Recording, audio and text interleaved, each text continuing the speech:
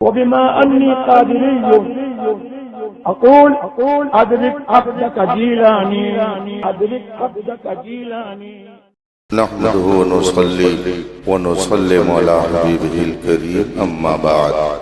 أعوذ بالله من الشيطان الرجيم. بسم الله الرحمن الرحيم. ذلك فضل الله يؤتيه من يشاء. صدق الله العظيم وصدق رسوله النبي الأمين الكريم ونحن على ذلك لمن الشاهدين والشاكرين والحمد لله رب العالمين. منبر پاک پر جلوہ فرما اساتین ملت، عمائدین قوم، ناشرین مسلک اعلی حضرت، مشائخ کرام، علماء اعظام، بالخصوص حضور محدث کبیر دامت برکاتہ العالیہ صاحب سجادہ شہزاد حضور تاج الشریعہ قاضی القضات فی الہند علامہ محمد اسجد رضا خان صاحب قبلہ دامت برکاتہ العالیہ. حاضرین محترم، السلام علیکم ورحمۃ اللہ تعالی وبرکاتہ. آئیے ہم اور آپ مصطفیٰ جان رحمت سرور کائنات، فخر موجودات، نبی مکرم، شفیع معظم صلی اللہ علیہ وآلہ وصحبہ وسلم کی بارگاہ قدس میں درود و سلام کا نذران عقیدت پیش کریں اور پڑھیں. اللہم صلی علی سیدنا و مولانا محمد معدن الجود والکرم و آلہ کرام اجمعین.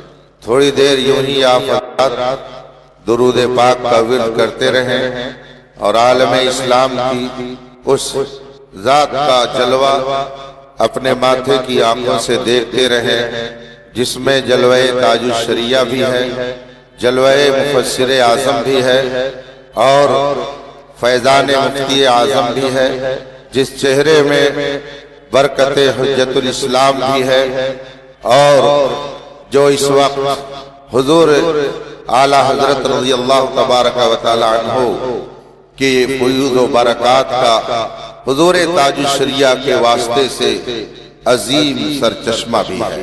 آپ ان کے رخ زیبا کی زیارت کریں، اپنی آنکھوں میں نور پیدا کریں، دل میں سرور لائیں اور ان علماء و مشائخ اور عمائدین ملت کے جلووں سے اپنے دل و دماغ کو منور و تابندہ کریں. اب آپ اطمینان سے اپنی جگہ پر بیٹھ جائیں. قل کا وقت قریب ہے، سونے سے بھی زیادہ قیمتی یہ وقت ہے، اس لیے آپ اس کی قدر کریں. آئیے ہم اور آپ ایک بار اور رسول کریم صلی اللہ علیہ وآلہ وسلم کی بارگاہ ناز میں درود و سلام کا نذران عقیدت پیش کریں اور پڑھیں. اللہم صلی علی سیدنا و مولانا محمد معدن الجود والکرم و آلہ کرام اجمعین. رفیقان گرامی قدر، عالم اسلام کی اس نادر و نایاب شخصیت کی بارگاہ میں ہم اور آپ خراج عقیدت پیش کرنے کے لیے حاضر ہیں، جس نے اپنے فضل و کمال اور تدبر و تفکر کی بنا پر اسلام کے خلاف اٹھنے والے ہر فتنے کا جواب دیا. آپ تاریخ اسلام کا مطالعہ کرتے رہتے ہیں، علماء سے اس حوالے سے بہت کچھ سماعت فرما چکے اور سماعت فرماتے رہیں گے. اسلام کی اصلی شکل کو بگاڑنے کے لیے، اسلام کو ختم کرنے کے لیے یہود و نصارہ نے کئی طرح سے منصوبہ بنا رکھا ہے. ان کا منصوبہ کبھی محبت کے نام پر کام کرتا ہے اور کبھی توحید کے نام پر لوگوں کے درمیان تباہی مچاتا ہے. ابتدائی اسلام میں محبت کے نام پر اسلام کی اصلی شکل کو بگاڑنے کے لیے ایک یہودی نژاد منافق سامنے آیا جسے عبداللہ ابن سبا کہا جاتا ہے.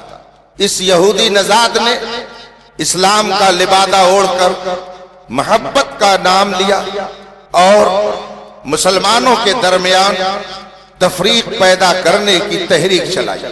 ان کے عقیدے کو خراب کرنے کے لیے پوری جد و جہد اس نے صرف کر دی، محبت کا نام دیا جسے محبت اہل بیت کا۔ آپ ذرا غور کریں، اسلام کا سرمایہ قرآن کی صورت میں ہمارے سامنے، حدیث کی شکل میں ہمارے سامنے، اور اولیاء کے ذریعہ پہنچا، مگر عبداللہ ابن سبا نے محبت کے نام پر کیسی تباہی مچائی۔ ہاں، چنانچہ ایک طبقہ پیدا ہوا تو غیر معتبر قرار دینے کے لیے پوری کی طاقت، اور اس نے یہ تحریک صحابہ کو غیر معتبر معتبر کر دیا۔ یہ صحابہ کو کافر و منافق کہنے کی تحریک چلائی گئی۔ تمہیں کالی گھٹاؤں کا نہیں پہچاننا ہے، نشیمن سے دھواں اٹھتا ہے تم کہتے ہو ساون۔ محبت اہل بیت کے نام پر یہ ساری تحریکیں تقریباً 1300 سال سے چلائی جا رہی ہیں، اور صحابہ کرام پر تبرہ کرنے کی تحریک تو آج کل اتنے زوروں پر ہے کہ لگتا ہے سب سے اہم مسئلہ ان کے سامنے یہی ہے۔ آپ سوشل میڈیا کو زیادہ استعمال کرتے ہیں، مجھ سے زیادہ آپ جانتے ہیں۔ آج جس قدر صحابہ پر تبرہ کرنے والے پیدا کیے جا رہے ہیں، شاید اور 100 سال پہلے جائیے آپ کو یہ ہنگامہ نظر نہ آئے۔ امام احمد رضا فاضل بریلوی رضی اللہ تعالی عنہ نے اپنے زمانے میں جن فتنوں کا مقابلہ کیا، تاریخ کی روشنی میں جو میں نے پڑھا ہے، سب سے پہلے آپ نے رافضیت ہی کا رکھ دیا، آپ نے تفضیلیت کے خلاف کتاب لکھی۔ تاریخ آپ پڑھیں تو آپ کو معلوم ہوگا، اعلیٰ حضرت سے مناظرے کے لیے پلان بنایا گیا، اور پھر ایک حکیم کے ذریعہ اعلیٰ حضرت کو بیماری میں مبتلا کرنے کی سازش کی گئی، اور اسی سنبھل مراد آباد کے ایک رافضی زدہ نے مناظرے کی بات کی۔ بریلی میں وہ آ بھی چکا، اعلیٰ حضرت اس وقت علیل تھے۔ لوگوں نے کہا حضرت اس حالت میں آپ مناظرہ نہیں کر سکتے ہیں، حکیم نے منع کیا ہے۔ اعلیٰ حضرت فرماتے ہیں مر جانا منظور ہے، مگر یہ میں نہیں سننا چاہتا ہوں کوئی بدعقیدہ کہے کہ احمد رضا مناظرے میں نہیں آ سکتا۔ اعلیٰ حضرت نے سوالات مرتب فرمائے، اور ان سوالات کو اس رافضی زدہ کے پاس بھیج دیا۔ اسی بریلی کی سرزمین کے چپے چپے سے گواہی دے سکتے ہیں، اعلیٰ حضرت نے جب سوال لکھ کر کے بھیجا تو جو مناظر بن کر آئے تھے انہوں نے اپنی بسترے کو سمیٹا اور کہا تفضیلی رہتے ہوئے ان سوالوں کا جواب قیامت تک نہیں دیا جا سکتا۔ کل کے رضا ہے خنجرے خونخوار برقبار، آدا سے کہہ دو خیر بنائے نہ شر کرے۔ اسی طرح سے ہندوستان میں انگریزوں نے توحید کے نام پر تباہی مچائی۔ عرب دنیا میں ابن عبد الوہاب نجدی کے ذریعہ تحریک وہابیت کو ان انگریزوں نے فروغ دیا۔ کتاب التوحید ہی اس کی وہ بدنام زمانہ کتاب ہے جس کا سہارا لے کر 1200 سالہ اسلامی تاریخ کو، عقائد کو غلط ثابت کرنے کی کوشش کی گئی۔ اس زمانے میں محبت کے نام پر تباہی مچائی گئی، اور 12ویں 13ویں صدی ہجری میں توحید کے نام پر تباہی مچائی گئی۔ توحید کا نام دے کر امت مسلمہ کے عقیدے کو خراب کیا گیا۔ آج اگر آپ کسی مزار پر جا کر کھڑے ہو جائیں تو ایک وہ شخص جسے استنجا کرنے کا شعور نہیں، وہ کہتا یہ شرک ہے۔ مجھے یاد آتا ہے ملک العلماء خلیفہ اعلیٰ حضرت تلمیذ رشید مجدد اعظم علامہ ظفر الدین بہاری رحمت اللہ تعالی علیہ ایک مرتبہ خطاب فرما رہے تھے بہار کی سرزمین پر کسی جلسے میں۔ کسی ویل اپ ٹو ڈیٹ نے آپ کے پاس ایک پرچی بھیجی، اس میں اس نے لکھا کہ آپ بہت سنجیدہ گفتگو کرتے ہیں، آپ بہت ہی مدلل انداز میں خطاب فرماتے ہیں، آپ اپنی قوم کو، اپنے ماننے والوں کو سمجھائیے کہ وہ شرک سے باز آئیں۔ آپ جس پروگرام میں آئے ہوئے ہیں، یہاں مزار پر بہت ساری چادریں چڑھائی گئی ہیں، اس شرک سے آپ ان کو روکیے، ان کو پیغام دیجئے کہ یہ شرک ہے۔ ملک العلماء نے پرچے کو پڑھا اور اس کے بعد فرمایا، میں اپنی قوم سے تو یہی کہتا ہوں، مگر کیا بتاؤں، میری قوم ماننے کے لیے تیار نہیں ہے۔ میں ان سے کہتا ہوں کہ تم صرف اللہ کے مزار پہ چادر چڑھاؤ اور کہیں چادر مت چڑھاؤ۔ اللہ ہی کے قبر پہ چادر چڑھانی چاہیے اور کہیں نہیں چڑھانی چاہیے۔ مگر یہ سنی اتنا ضدی ہے کہ یہ میری بات مانتا ہی نہیں۔ اتنا کہہ کر آپ نے اپنی گفتگو مکمل فرمائی۔ جب آپ قیام گاہ پر آئے، وہ آدمی آپ کے پاس آیا۔ آج بھی بہت سارے ویل اپ ٹو ڈیٹ سمجھتے ہیں کہ ہم ہی دین سمجھتے ہیں، ہم ہی قرآن سمجھتے ہیں، ہم ہی حدیث سمجھتے ہیں۔ تمیز نباشت کا مندے ہوا، الٹنے کو روٹی الٹ دی توا۔ جس کا کام ہے کاشتکاری کرنا، اگر وہ ڈاکٹر بن کر انجیکشن دے گا، جس کا کام ہے مکان کا نقشہ بنانا، اگر وہ مقدمے کی فائل تیار کرے گا، تب تو پھر کام تمام ہو ہی جائے گا۔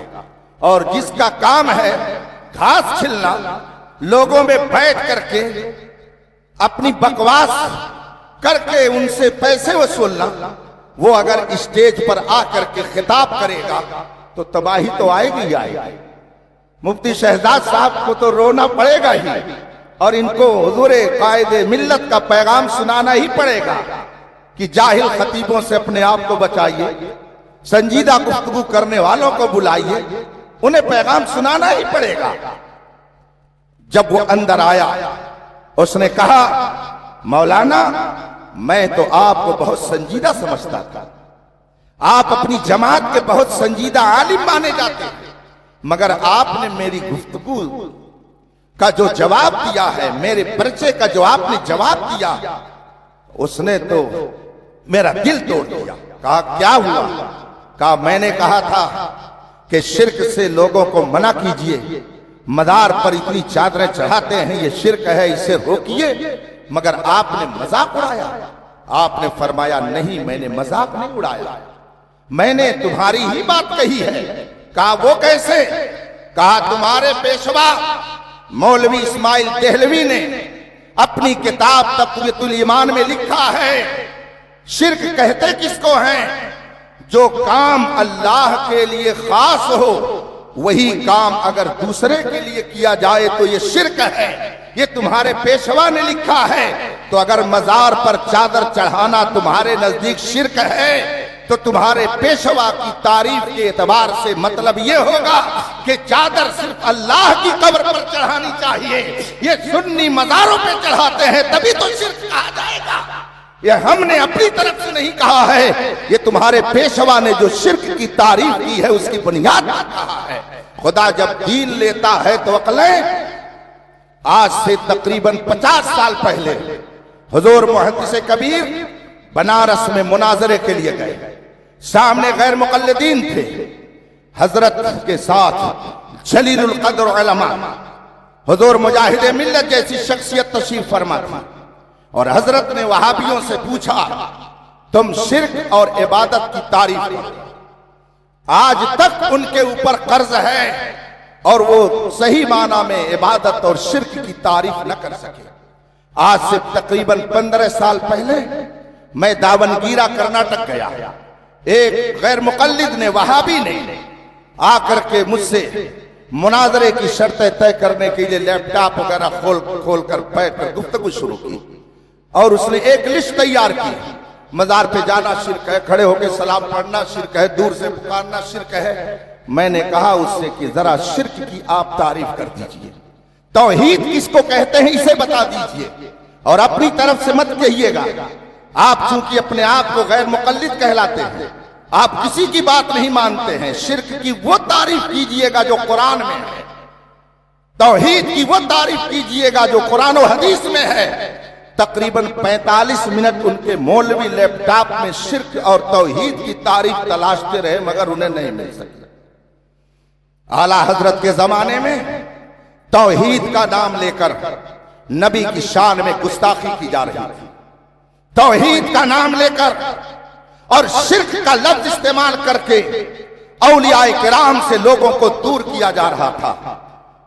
امام احمد رضا فاضل بریلوی رضی اللہ تعالی عنہ نے حالات کا جائزہ لیا، فتنوں کا تجزیہ کیا کہ کون کون سے فتنے اس وقت ہمارے درمیان ہیں۔ اعلیٰ حضرت رضی اللہ تعالی عنہ نے اسی اعتبار سے ٹیم تیار کرنی شروع کی۔ اور آپ نظر اٹھا کر کے دیکھیے، میں بہت مرتبہ یہ بات متعدد بار کہہ چکا ہوں کہ آج جتنے علماء بیٹھے ہیں ان سارے علماء کے علم کو ترازو کے ایک پلے پر رکھا جائے اور اعلیٰ حضرت کے ایک شاگرد کے علم کو ایک پلے پر رکھا جائے تو امام احمد رضا کے اس شاگرد کے علم کا پلہ آج کے تمام علماء کے علم کے پلے پر بھاری ہو جائے گا۔ وہ شان تھی اعلیٰ حضرت کی، آپ نے ہر فتنے کا جواب دینے کے لیے ہر محاذ پر علماء تیار کیے۔ یہ حضور صدر الشریعہ جو فقہی موشگافیوں میں اپنا جواب نہیں رکھتے، یہ مبلغ اسلام دعوت و تبلیغ کے حوالے سے پوری دنیا میں ایک نمایاں مقام رکھتے ہیں۔ یہ صدر الفاضل سیاسی تدبر کے اعتبار سے اپنی نظیر نہیں رکھتے ہیں۔ یہ شیر بے اہل سنت فن مناظرہ کے اعتبار سے اپنا کوئی ثانی نہیں رکھتے ہیں۔ آج کچھ لوگ کہتے ہیں اعلیٰ حضرت نے اسلحے چلانے والے علماء نہیں پیدا کیے۔ سنو، اٹھائے کچھ ورق لالا نے، کچھ نرگس نے، کچھ گل نے، چمن میں ہر طرف بکھری ہوئی ہے داستان ان کی۔ آج عرب و عجم میں امام احمد رضا رضی اللہ تبارک و تعالی عنہ کے فیضان کا چشمہ جاری ہے۔ آپ کی تعلیمات پڑھ پڑھ کر کے لوگ اعلیٰ حضرت کے گرویدہ ہوتے چلے جا رہے ہیں۔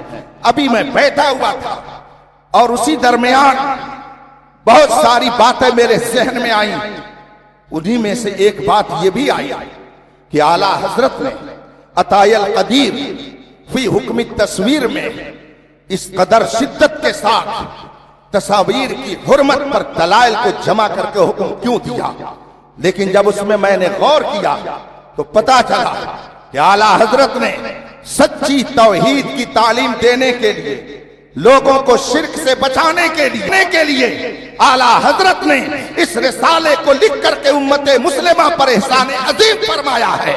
اعلیٰ حضرت اس کتاب میں تحریر فرماتے ہیں، بت پرستی کی ابتدا یوں ہی ہوئی، گویا یہ علماء حق جو آپ کو تصویر کشی سے روکتے ہیں، بلفظ دیگر شرک اور کفر کے راستے پر جانے سے آپ کو منع کرتے ہیں۔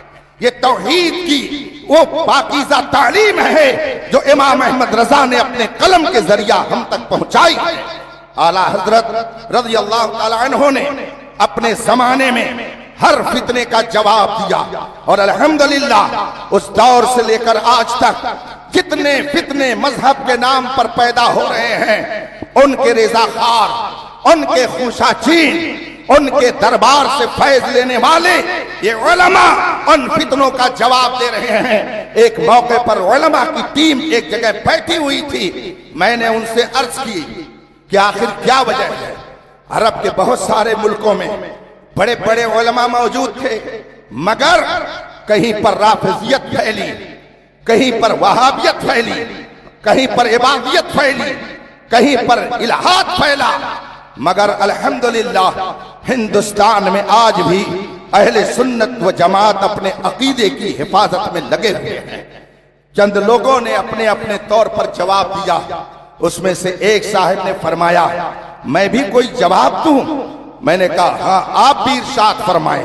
وہ فرماتے ہیں کہ سنیے، سچی بات یہ ہے عرب ممالک میں، بر اعظم ایشیا اور یورپ اور دیگر ملکوں میں علماء حق بلا شبہ موجود تھے، مگر وہاں کوئی احمد رضا نہیں تھا۔ وہاں کوئی احمد رضا نہیں تھا، یہ احمد رضا رب قدیر نے ہندوستانیوں کی قسمت میں لکھ دیا تھا۔ اس نے ہندوستان میں پیدا ہو کر امت مسلمہ کی حفاظت کے لیے 1000 جو کتابیں لکھی، یہ کام اور ملکوں کے علماء نہ کر سکے، اس لیے پورا کا پورا ملک کہیں رافضی ہو گیا، کہیں وہابی ہو گیا، مگر الحمدللہ اہل سنت آج بھی ہندوستان میں سکون کے ساتھ اپنے عقیدے کے تحفظ میں لگے ہوئے ہیں، اور یہ کہتے ہیں اور اعلان کر کے کہتے ہیں تیرے غلاموں کا نقش قدم ہے راہ خدا، وہ کیا بہک سکے جو یہ سراغ لے کے چلے۔ حضرات محترم، اس لیے میں آخری بات عرض کر کے آپ سے رخصت ہوں گا۔ میرے پاس مفتی شہزاد صاحب نے ایک عنوان بھیجا تھا کہ آپ تقریر کیجئے گا اس پر، اعلیٰ حضرت اور تحفظ عقیدہ توحید، عقیدہ توحید کی اعلیٰ حضرت نے کیسے حفاظت فرمائی۔ اگر اس موضوع پر گفتگو کی جائے، یہ خالص علمی موضوع ہے، گھنٹوں درکار ہے، یہ عوامی مجمع شاید اس کا متحمل نہ ہو، یہ علماء سب جانتے ہیں۔ اعلیٰ حضرت سے کسی نے پوچھا کہ فلاں آدمی ایسا ایسا کہہ رہا ہے، توحید کا اس میں ذکر آیا۔ اعلیٰ حضرت فتاوی رضویہ کی 6ویں جلد میں فرماتے ہیں ایک ہے توحید، ایک ہے وحدت، اور ایک ہے اتحاد، اور تینوں کی تشریح کرنے کے بعد فرماتے ہیں توحید مدار ایمان ہے، وحدت حق ہے، اور اتحاد باطل اور کفر ہے۔ ایک جگہ 3 لفظ استعمال فرمایا اور تینوں کا مادہ ایک ہے، مگر اعلیٰ حضرت نے تینوں جگہ الگ الگ الفاظ حکم کے طور پر فرمایا توحید ایمان ہے، وحدت حق ہے، اور اتحاد باطل اور کفر ہے۔ اس کا مطلب ہے اعلیٰ حضرت کے زمانے میں بھی ایسے ملحد پائے جاتے تھے جو اتحاد کے قائل تھے۔ اب وہ اتحاد کا کیا معنی ہے؟ آپ سمجھتے ہوں گے کہ آپس میں مل جل کر کے رہا جائے، یہی اتحاد ہے۔ اسی کو غالباً اعلیٰ حضرت نے کفر لکھا۔ آج کچھ لوگ کہتے ہیں ہمارے علاوہ فتاوی رضویہ سمجھتا کون ہے، اور کچھ لوگوں نے تو ایسی ادھم مچا رکھی ہے کہ وہ اسٹیج پر فتاوی رضویہ کھول کر دکھا کر کہتے ہیں دیکھو اس سے یہ ثابت ہوتا ہے، اس سے یہ ثابت ہوتا ہے۔ گویا آج بھی وہ یہ سمجھ رہے ہیں کہ ہماری گاڑی اگر چلے گی تو فتاوی رضویہ کی روشنی ہی میں چلے گی۔ اللہ تعالیٰ ایسوں کو صحیح ڈھنگ سے فتاوی رضویہ سمجھنے کی توفیق عطا فرمائے۔ توحید کے نام پر وہابیت نے تخریب کاری شروع کی اور لوگوں کو شرک کے لفظ سے ڈرایا۔ یا رسول اللہ کہو گے شرک ہو جائے گا، مزار پہ جاؤ گے شرک ہو جائے گا، ہاتھ باندھ کے کھڑے ہو جاؤ گے مزار پر شرک ہو جائے گا۔ اعلیٰ حضرت نے صحیح توحید کا معنی اور کفر و شرک کی کیا ڈیفینیشن ہے، اس کی تعریف کیا ہے، مکمل طور پر کتابوں میں واضح کر کے ساری صحیح صورت ہمارے سامنے رکھ دی۔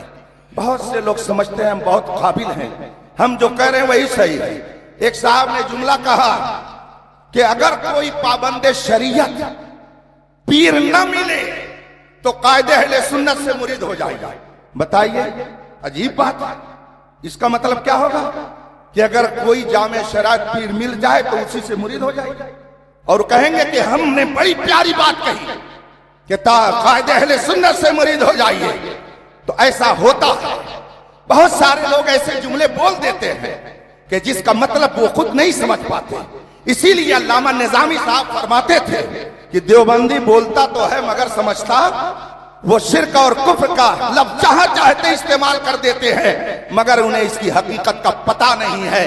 امام احمد رضا نے جو شاندار راہ دکھائی، جو بہترین طریقہ بتایا، کتاب و سنت کی روشنی میں زندگی گزارنے کا جو دستور دیا، اس کو مسلک اعلیٰ حضرت کہا جاتا ہے۔ اور میرے مرشد گرامی حضور تاج الشریعہ پیغام دیتے ہیں زندگی یہ نہیں ہے کسی کے لیے، زندگی ہے نبی کی، نبی کے لیے۔ مسلک اعلیٰ حضرت پہ قائم رہو، زندگی دی گئی ہے۔ وآخر دعوانا الحمدللہ رب العالمین۔ السلام علیکم۔